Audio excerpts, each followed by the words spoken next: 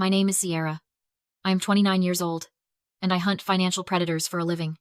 Right now, I am standing 20 feet away from my broke family at the international terminal. They are laughing, drinking champagne, and holding first-class boarding passes to the Maldives. They think I am at home, crying because they told me they couldn't afford to invite me. They don't know that every cent of that vacation was paid for with my stolen identity. They also don't know that I have been watching their transactions for 90 days, waiting for the total to hit exactly $82,000. Why did I wait? Because $75,000 is the difference between a family dispute and a federal prison sentence. And I am about to push the button before I show you exactly how a cybersecurity analyst executes a kill switch on her own family. Tell me in the comments. Have you ever found out a secret that changed everything? The international terminal at LAX is a place designed to make you feel small. But my family looked larger than life. They were standing at the E-gate for the flight to Male, laughing loud enough to turn heads. My mother, Pamela, was draped in a cream cashmere shawl that I knew cost more than my first car. She looked radiant, the picture of a matriarch who had earned her leisure, clutching a glass of pre-flight champagne. Next to her was my brother, Logan, and his wife, Brittany. Logan was holding the boarding passes up like trophies, snapping a selfie with the first-class signage in the background. "We deserve this," I heard him say, his voice carrying over the hum of the terminal. I stood 10 feet away, partially hidden behind a concrete pillar near the duty-free shop. I wasn't wearing cashmere. I was wearing a hoodie and running shoes, vibrating with a cold, focused energy. I looked down at my phone. The banking app was already open. There it was, pending at the top of the list. $24,000. Maldives Resort and Air. 3 days ago, my mother had called me weeping, claiming they couldn't afford Dad's insulin. She said they were choosing between food and medicine. I had almost sent the money. Almost. But instead of a transfer, I had set a notification. And now, I was watching that insulin money board a flight to a private island. I didn't cry. I didn't storm over there and scream. That is what the old me would have done. That is what a victim does. I am a certified fraud examiner. I don't get mad. I get evidence. And I execute protocols. My thumb hovered over the red button on my screen marked, Report Fraud. Logan stepped up to the scanner first. He was grinning, handing the agent his pass with that arrogant flourish he uses when he thinks he is the smartest person in the room. The scanner beeped once, a happy little chirp. He stepped forward. I tapped the screen. Confirm. The digital signal hit the bank's server in milliseconds. The fraud algorithm, which I know intimately because I helped design them, slammed the gates shut on every account linked to my social security number. When Brittany tried to scan her pass, the machine didn't chirp. It let out a harsh, low buzz. A red light flashed on the console. The agent frowned and typed something into her keyboard. Logan turned back, confused. "What is the holdup?" "One moment, sir," the agent said, her voice dropping an octave into professional seriousness. She picked up the phone at the desk. I watched the color drain from my mother's face. It wasn't the panic of an innocent person. It was the terror of a parasite realizing the host has died. "Sir," the agent said, loud enough for the line behind them to hear, "I am afraid these tickets have been cancelled. The credit card used to purchase them has been flagged as stolen." "Stolen?" Logan laughed, but it sounded wet and nervous. "That is my card. Run it again. It is a mistake." "It is not a mistake, sir. The bank has initiated a code red lock. Security is on their way." The people in line behind them started to grumble. Brittany looked like she was going to be sick. Logan was shouting now, pulling out his wallet, trying to slam a physical card onto the desk. But I knew that piece of plastic was just dead weight now. I felt a rush of dopamine that was colder than ice. It was done. I had stopped them. I had saved my credit, embarrassed them publicly, and stranded them at the airport with nothing but their luggage and their lies. It was the perfect, clean victory. I adjusted my backpack, turned my back on the chaos, and started walking toward the exit. I thought the war was over. I didn't know I had just walked into the trap. I didn't make it 3 steps. I turned toward the exit, adrenaline still cooling in my veins, and walked straight into a wall of dark blue uniforms. 2 airport police officers blocked my path, their hands hovering near their belts. They didn't look like they were there for a chat. "Ma'am," the taller one barked. "Stop right there. Drop the phone." Behind me, Logan's voice rose into a scream that was pitched perfectly between panic and authority. "That is her. She is the one. She is executing a remote wipe right now." I froze. My phone was snatched from my hand before I could lock the screen. "She hacked my accounts," Logan was shouting now, pointing a trembling finger at me. "She stole my phone earlier, cloned the credentials, and now she is wiping our assets because I refused to give her money. She is a cyberstalker. I work in cyber ops. I know what this looks like." "Check her device," She is running a script. It was a brilliant lie. He used the jargon just right. He knew that to a local cop, remote wipe, and cloned credentials sounded like immediate, dangerous threats that required physical suppression. He weaponized his job title against my reality. Turn around, the officer ordered. Hands behind your back. I am the account holder, I said, my voice calm, though my pulse was hammering against my ribs. He is using stolen. Turn around, now. I felt the cold bite of steel against my wrists.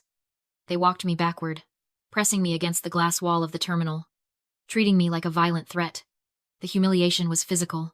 Hundreds of travelers stopped to watch the girl in the hoodie get taken down while the well-dressed family in the first-class line looked on with wide, victimized eyes. My mother pressed a hand to her chest, playing the fragile matriarch perfectly. Brittany looked terrified, but she didn't say a word to defend me. Logan walked up to the police line, his face a mask of concern for the officers. But when he looked at me, his eyes were dead.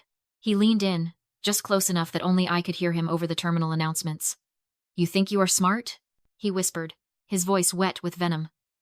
You think you can embarrass me? I am going to bury you in legal fees. By the time I am done, you won't be a fraud examiner. You will be a felon. He stepped back, shaking his head for the audience. I just want my family to be safe, officer. She is unstable. They marched me away.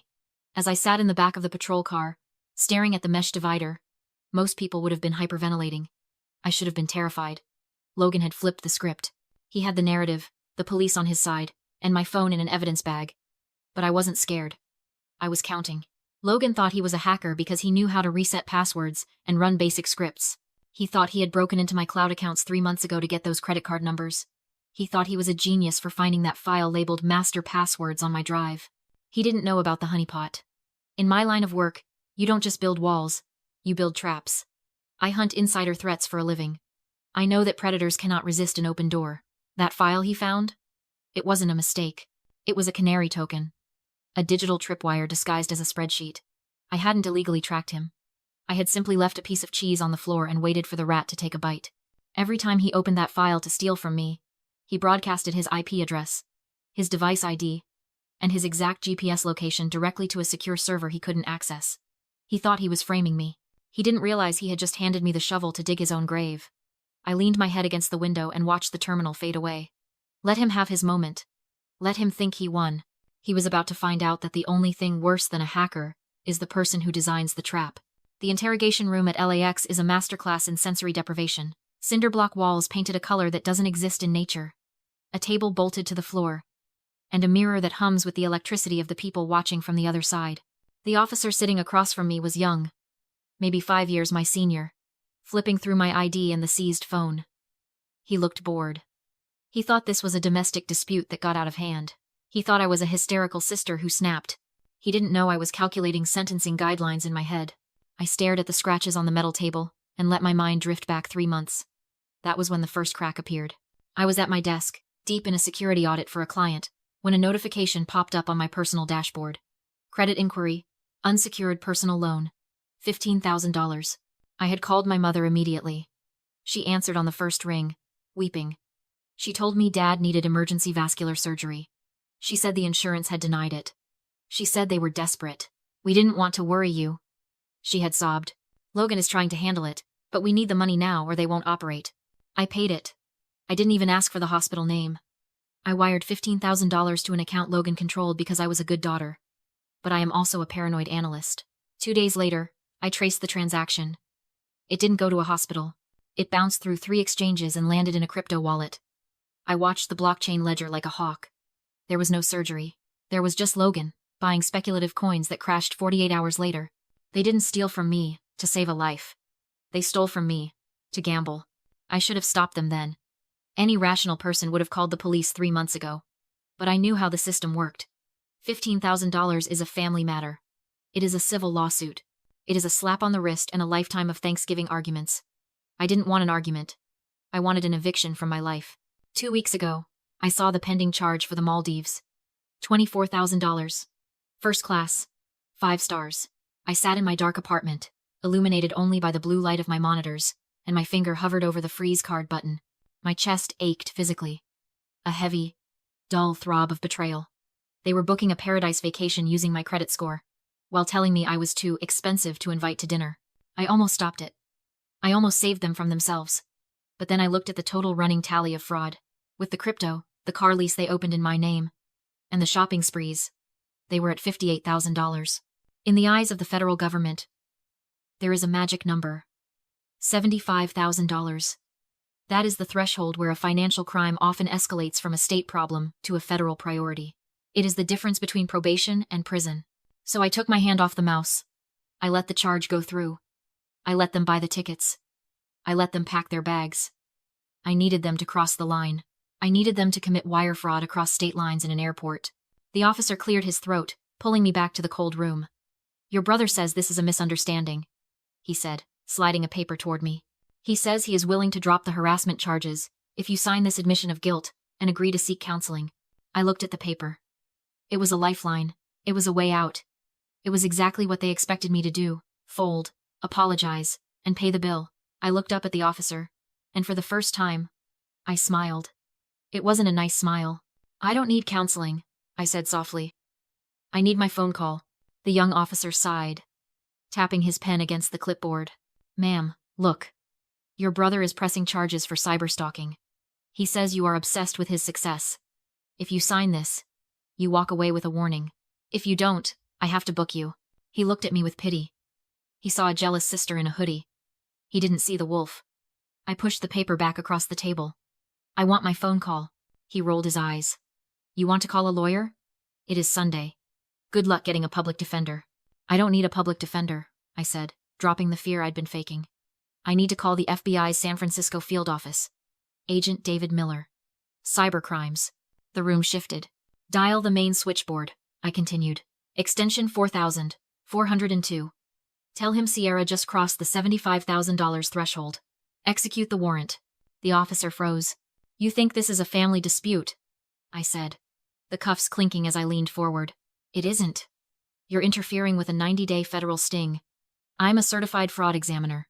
My brother isn't the victim. He's the target. Minutes later, the officer returned with a phone. As he listened, his doubt drained into shock, then fear. He's sending a team, he said. Good. Uncuff me. When he asked why I let them steal more money, I showed him my burner phone and spreadsheet. Wire fraud sentencing scales by loss amount. I explained. At $58,000, they'd get probation. At $75,000, mandatory prison applies. I needed them to spend $17,000 more. The Maldives tickets cost $24,000. I added coldly. The moment he swiped that card, he bought himself a federal sentence. Then everything collapsed. The officer returned angry. Your cloud server is empty. No records. Your brother deleted everything. He says you fabricated this. My stomach dropped. I had given Logan admin access years ago. While police watched, he had wiped the files. Without source data, the officer said, pulling cuffs. You're under arrest for filing a false report. I laughed. He deleted them, I said. Which means he confessed. I showed him the alert. Canary triggered. File deletion. User. Admin. Logan. Time. 12:28 p.m. Device. iPad Pro. Location. LAX Gate 14. Biometric login confirmed. Those files were decoys, I said. The real logs are encrypted offshore. Deleting them required Face ID. He proved control and guilt. The door opened. Agent Miller, I said. You're late. At Gate 14, Logan was eating a burger. Relaxed until he saw the FBI jacket. It slipped from his hand. Logan Grant, Agent Miller announced. You're under arrest for wire fraud, aggravated identity theft, and obstruction of justice. They cuffed him. Then my mother. As they dragged him past, Logan lunged. You trapped me. I didn't, I said quietly. I gave you a choice. Thieves always try to erase the evidence. When it was over, the gate stood empty. Maldives. Boarding flashed on the screen. I'm fine, I told the airline agent. And for the first time, it was true. Logan faces 5 years. My mother. 3.